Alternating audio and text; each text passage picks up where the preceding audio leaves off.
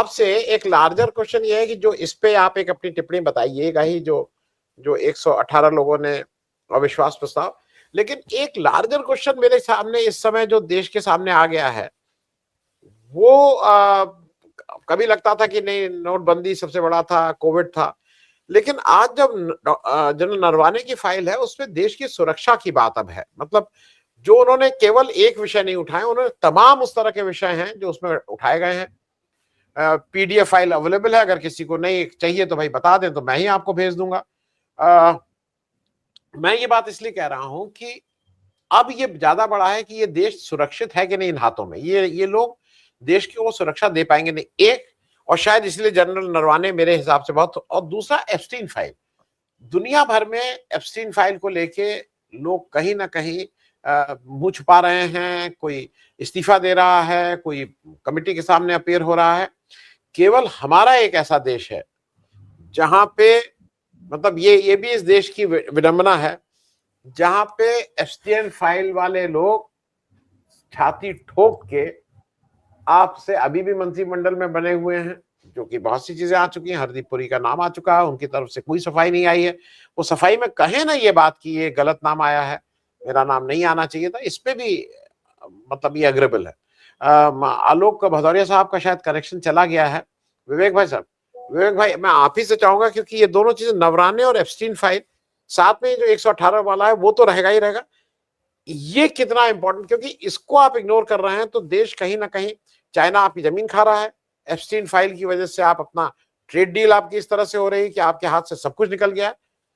ये एक बहुत म्यूट पॉइंट है, आम आदमी तक ये बात पहुंच पाई है कि नहीं पहुंच पाई है, आपको जो लगता है इस पे जरा बात कर दीजिए।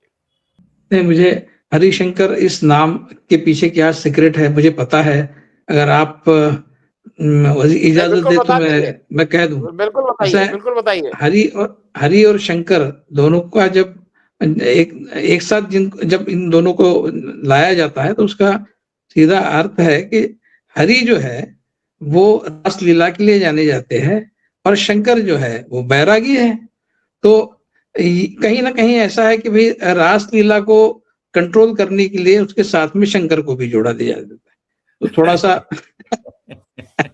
तो इस तरह से शायद कहीं ना कहीं एक बैलेंस साधने की दृष्टि से दोनों भगवानों को एक साथ एक नाम में पिरोया गया है। लेकिन हरि जी शंकर को भूल गए थे, ये रासलीला ही वाले थे, इन्होंने शंकर को तो जबरदस्ती चिपकाया गया है हम लोगों ने। ये निश्चित तौर पर मेरा जो जन्म है वो, मतलब मैं पला बड़ा ब्रज में हूँ, तो अच्छा, मैं राधे राधे वाला व्यक्ति हूँ। जी जी जी एनीवे जोक सपाट, लेकिन आपने जो सवाल उठाया कि ये जो दो मुद्दे हैं, एक जो राहुल गांधी ने उठाया नरवणे वाला, दूसरा एप्स्टीन वाला, आज देश के सामने जो सबसे महत्वपूर्ण मुद्दे हैं उनमें ये सबसे ऊपर दो मुद्दे हैं, क्योंकि ये देश के ओवरऑल कैरेक्टर को डिफाइन करने वाले मुद्दे हैं कि इस देश में क्या हो रहा है, और सत्ता को डिफाइन करने वाले दो मुद्दे हैं। इस देश की सत्ता में जो बैठे हुए लोग हैं वो किस तरह के लोग हैं। नरवणे की किताब से और उन्होंने जो कुछ भी तथ्य उसमें रखे हैं उसको सच मानते हुए कई सवाल इस सरकार के व्यवहार पर और पर्टिकुलरली प्रधानमंत्री के व्यवहार पर खड़े किए जा सकते हैं, और वो किए जाने चाहिए, क्योंकि नरवणे कोई राह चलते कोई आम आदमी तो नहीं है। वो इस देश के स्थल सेना के प्रमुख रहे हैं, वो आर्मी चीफ रहे हैं, और उन्होंने बाकायदा कहीं किसी जगह कोई पासिंग रिमार्क तो नहीं किया है, उन्होंने किताब लिखी है उस विषय पर, जिस विषय के बारे में पूरा देश चिंतित था उस समय, और उस विषय के बारे में आज भी देश के मन में बहुत सारे सवाल हैं, और उन सवालों को लेकर जो कुछ भी नरवणे जी ने उस किताब में लिखा है वो कोई महरा गहरा व्यक्ति नहीं है, और किताब जो है वो कोई ऐसी ऑर्डिनरी किताब नहीं है, ये बहुत महत्वपूर्ण सवालों पर विचार रखने वाली किताब है, जिन सवालों का सीधा सीधा हमारे देश के सत्ताधारी पार्टी के कैरेक्टर पर एक उजाला करने वाली ये किताब है, उसके ऊपर उजाला डालने वाली ये किताब है। और जहां तक एप्स्टीन फाइल का सवाल है, वो भी उसी तरह की एक रेवलेशन है जिसमें इस देश के प्रधानमंत्री और बाकी कुछ लोग जिनके नाम उसमें आए हैं, हरदीप पुरी हो चाहे कोई, वो किस तरह से एप्स्टीन जैसे एक व्यक्ति के साथ में क्या कहीं वो जुड़े थे, क्या इस देश को शर्मसार होना पड़े इस तरह का कोई व्यवहार हुआ है एप्स्टीन के साथ में? हुआ है ऐसा मैं नहीं कहूंगा, लेकिन सवाल उठे हैं। तो उन सवालों पर अपनी बात रखकर अपने आप को निर्दोष साबित करना, ये सरकार केवल जिम्मेदारी नहीं, उनका अधिकार है। आप जब उससे दूर भागते हैं, इसका मतलब आप कुछ छुपा रहे हैं। क्यों नहीं आप उस सवाल का जवाब देना चाहते? जो सवाल आपको पूछे गए हैं संसद में, आप क्यों नहीं उसका जवाब देना चाहते?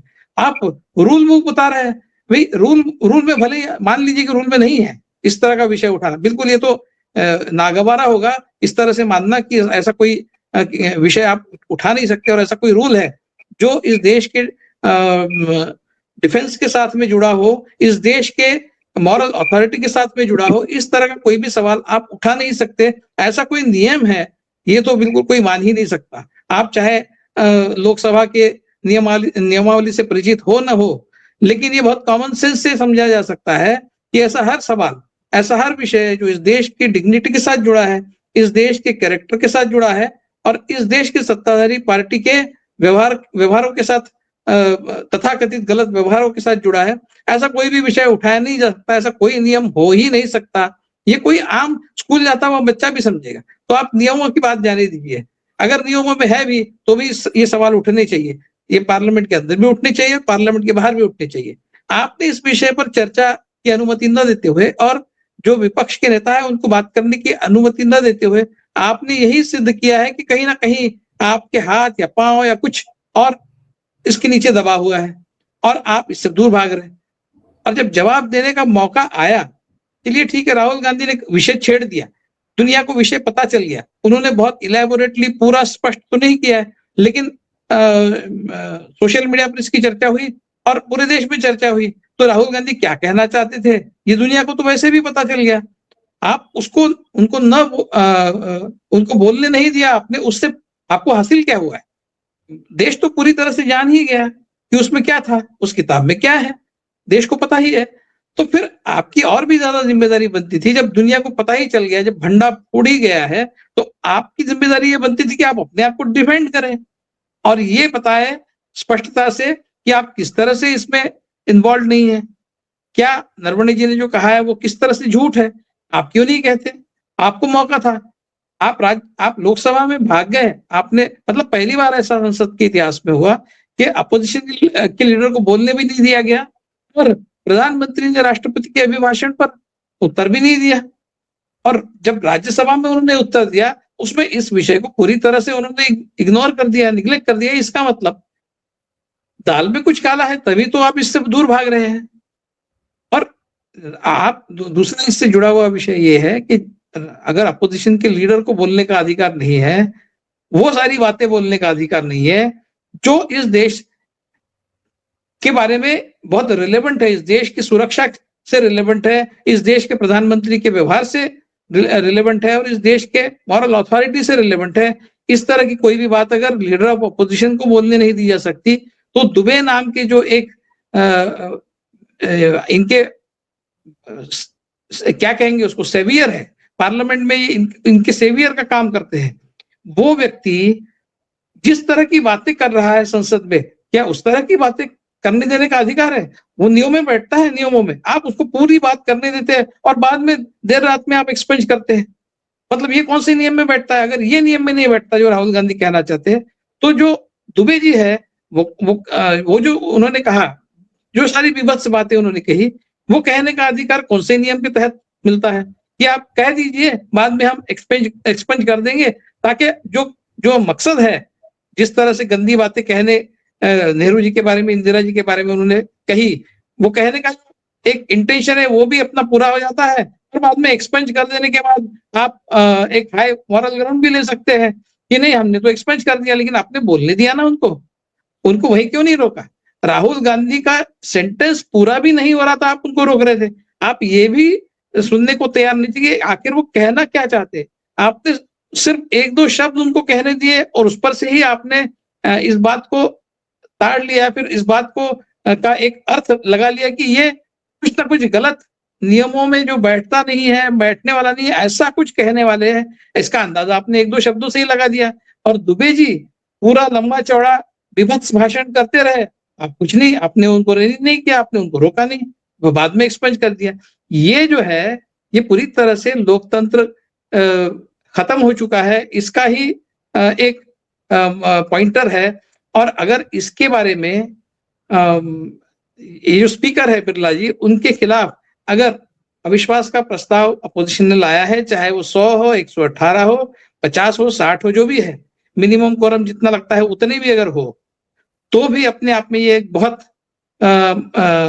ही डैमनिंग जिसको कहते हैं अंग्रेजी में, उस तरह की बात बिरला जी के लिए है, भाजपा के लिए है और पूरे संघ परिवार के लिए, क्योंकि ये दुबे जी है वहां से आते हैं। ये मंत्री के तौर पर इनका क्या परफॉर्मेंस है, क्या काम किया है इन्होंने। एक मंत्री के नाते दुबे कौन से मंत्री है ये भी मुझे पता नहीं, और इस बात से मुझे कोई फर्क नहीं पड़ता कि दुबे जी कौन से मंत्री है, क्योंकि मंत्री किसी भी डिपार्टमेंट के वो रहे तो वो कौन से तीर मारने वाले हैं। जो व्यक्ति इस तरह की बातें करता है वो कौन सा क्वालिटी काम कर सकता है। तो मंत्री जी के तौर पर आपका क्या दायित्व आपने इस देश के प्रति निभाया है, कौन सी नई चीज बहाल की इस देश में जो आज तक नहीं हुई। उस मंत्रालय से ऐसी कोई बात नहीं निकली जो आपने की है।